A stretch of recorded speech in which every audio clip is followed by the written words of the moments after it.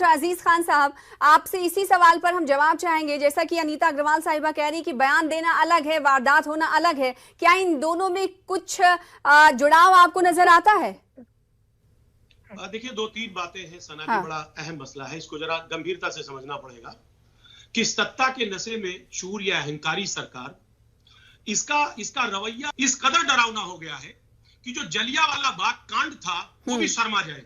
इस बात को आप समझिए, उत्तर प्रदेश में आज हिटलर शाही राज हो गया है और ये जो जुल्म और जास्ती हो रही है, ये शायद अंग्रेजों के जमाने में भी शायद ये वाकया ऐसा नहीं हुआ करता था। आप अंदाजा लगाएं कि आंदोलन को ये रौंदना चाहते थे, लेकिन आंदोलन को नहीं रौंद पाए, इन्होंने किसानों को रौंद दिया। किसानों की आवाज को ये दबाना चाहते थे, किसानों को ये आवाज को तो नहीं दबा पाए, लेकिन इन्होंने किसानों को दबा दिया। आज देखिए इनका रवैया, आप देखें कि यही माननीय योगी जी हैं। अभी इन्होंने अभी एक स्टेटमेंट जारी किया कि साहब स्टेटमेंट जारी हुआ, इसकी वजह से ऐसा हुआ। मैं आपको बताना चाहूंगा कि यही योगी जी है, इन्होंने कहा था उत्तर प्रदेश में ये किसान आकर देखें, मैं छठी का दूध अदा करवा दूंगा। मुझे लग रहा है कि जो माननीय योगी जी का जो सपना था, नहीं, अनीता अग्रवाल साहिबा ने कुछ देर पहले कहा कि बयान देना अलग होता है, वारदात होना अलग होता है। इन दोनों चीजों को एक साथ जोड़ने की जरूरत नहीं है। देखिए सना जी, मुझे कंप्लीट करने दे प्लीज। आपको लगता है कि इन दोनों चीजों को जोड़कर देखने की जरूरत है? देखिए, मैं दो तीन बातें कह रहा था। आप देखिए, थोड़े दिन पहले जो एक वीडियो वायरल हुआ, वो टोनी का, वो किस कदर धमका रहे हैं, डरा रहे हैं, लोगों को डरा रहे, कह रहे साहब मैं आपराधिक प्रवृत्ति का व्यक्ति हूं, मैं देख लूंगा, मुझसे जो पंगा लेगा वो समझ जाएगा। साहब एक बात बताइए, गृह मंत्री, इस देश का गृह मंत्री अगर वो इस तरीके के बयान को देता है, क्या संदेश जाएगा? दूसरी बात, मनोहर लाल खट्टर हरियाणा के प्रधानमंत्री मुख्यमंत्री, उनका बयान जरा सुनिए। वो ये कह रहे हैं कि अब हम हर गांव में, हर इलाके में 1000 से 500 लठैत तैयार करेंगे। ये साहब लठैत तैयार करने से क्या मसला है? क्या किसानों के ऊपर आक्रमण किया जाएगा?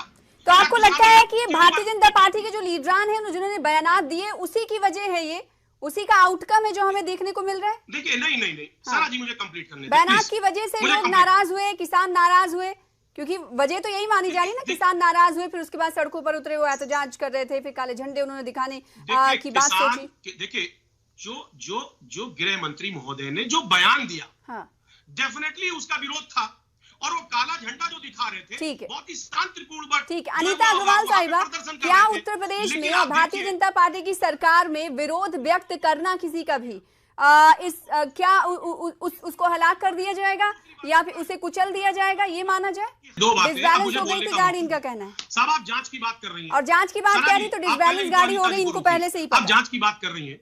अभी 2 दिन पहले मनीष जी का इतना बड़ा कांड हुआ, उनकी पत्नी को डीएम और एसपी ने हड़काया, उसका वीडियो वायरल हुआ, और ADG law and order Prashant Kumar ji ने जिस कदर उस पूरे घटना को बताया कि साहब सीढ़ी से गिर के मौत हो गई, और यही एडीजी लॉ एंड ऑर्डर है। इन्होंने हाथरस के कांड में भी उस जो बच्ची के साथ रेप हुआ था, इन्होंने कहा साहब रेप नहीं हुआ है। जब सीबीआई जांच हुई तो पता चला 4 लोगों ने रेप किया है। सवाल इस बात का, जब ये अधिकारी इस तरीके की वारदात करेगा, तो अधिकारी अगर झूठ बोलेगा, अधिकारी मामले को दबाने की कोशिश करेगा, न्याय कैसे मिलेगा? एक सवाल। दूसरा सवाल, लोकतांत्रिक तरीके से हमारे नेता माननीय अखिलेश यादव जी आज संवेदना व्यक्त करने जा रहे थे, उनको जाने नहीं दिया, इतनी बड़ी फोर्स लगा दी। जितनी बड़ी फोर्स लगाई गई, अगर उसका 10% फोर्स अगर अपराधियों को पकड़ने में लगा दिया जाता तो शायद। एक सेकंड सेना जी, मैं आपका जवाब कहीं भी कोई भी जा सकता है संवेदनाएं व्यक्त करने के लिए। पार्टियों का ये कहना है कि क्या उत्तर प्रदेश जाने के लिए वीजा और पासपोर्ट की जरूरत होगी अब? अजीज खान साहब, धारा 144 का मतलब ये होता है कि 3 से 4 लोग इकट्ठा ना हो, तो दफा 144 का निफाज जब वहां पर किया गया है, तो सियासी पार्टियां कैसे जा सकती है और उन्हें कैसे जाने दिया जा सकता है, ये भारतीय जनता पार्टी का कहना है। आप लोग भी तो सरकार में रहे हैं, आप लोगों ने तो दफा 144 लगवाई होगी। आप राजनीतिक एक सेकंड अनीता साहिबा, एक सेकंड, इसका जवाब अजीज खान साहब देंगे। जब धारा 144 दफा 144 का निफाज है तो अंडरस्टूड है कि नहीं जाना है। 2 बातें समझने, जरा सना जी मुझे मौका दे। आप या अनीता जी बीच में आ जा रही हूँ। मैं जानना चाह रहा हूँ, इतना बड़ा प्रोग्राम था वहां पे, वहां उप मुख्यमंत्री गए थे, गृह मंत्री देश के आए हुए थे, एलआईयू क्या कर रही थी? पुलिस क्या कर रही थी? उसको पहले उसका बाकायदे सुरक्षा का इंतजाम करना चाहिए, लेकिन इंतजाम नहीं किया। ये बताइए, लगातार एक तरफ योगी जी कह रहे साहब रोज समीक्षा कर रहे हैं, एक बात मुझे मौका दें, आप मुझे मौका दें, बात कहने दें, कंप्लीट नहीं होने पा रही बात। हमारा मकसद है क्या उत्तर प्रदेश के हर जिले में जाने के लिए वीजा लगेगा? हम वीजा लेकर जाएं? हम संवेदना व्यक्त करने नहीं जा सकते, जहां पर लगा हुआ नहीं जा सकते। अजीज खान साहब, हमें मौका दे। क्यों लगता है समाजवादी पार्टी को कि इसमें भारतीय जनता पार्टी साजिश रच रही है? प्रचार प्रसार के नाम पे विज्ञापन पर खर्च कर रही है जनता के टैक्स को। और जब आप देखिए मृतक को 50 लाख रुपया दिया गया, एक जान की कीमत क्या 50 लाख रुपए है? क्यों नहीं? आप कह रहे हैं छुपाना चाह रही है कुछ, क्या छुपाना चाह रही है? जान गई वहां किसानों की, गरीबों की। अजीज खान साहब, रुपए के बजाय 50 लाख आपको मौका दिया जा रहा है, उस सवाल का जवाब नहीं दे रहे हैं। क्या छुपाना चाह रही है भारतीय जनता पार्टी? हाँ, क्या छुपाना चाह रही है नहीं जाने देने पर? अजीज साहब, हमें तो हम यही पूछना चाह रहे हैं नीता जी से, क्या छुपाना चाह रही है? अच्छा, आपको पता नहीं क्या छुपाना चाह रही है? कोई ऐसी चीज है जिसको बीजेपी छुपाना चाहती है? कहा कि इस कोशिशों पर समाजवादी पार्टी मुतमईन है।